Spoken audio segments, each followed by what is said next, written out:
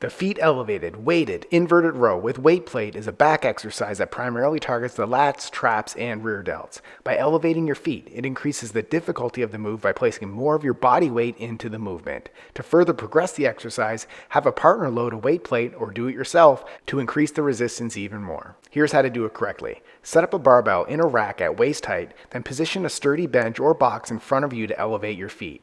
To get set up, lie underneath the bar, place the heel of one foot on top of the bench, place a weight plate on your lap, grip the bar with an overhand grip slightly wider than shoulder width, place your other heel on the bench, then engage your core, squeeze your glutes, and keep your body in a straight line from head to heel.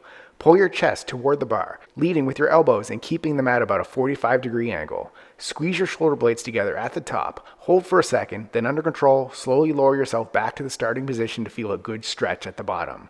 Repeat for reps, maintaining strict form throughout the movement. Once you're done, lower your glutes to the floor, let go of the barbell, then remove the weight plate. Don't stop learning now. Click this video to master the next move with perfect form while avoiding the most common mistakes.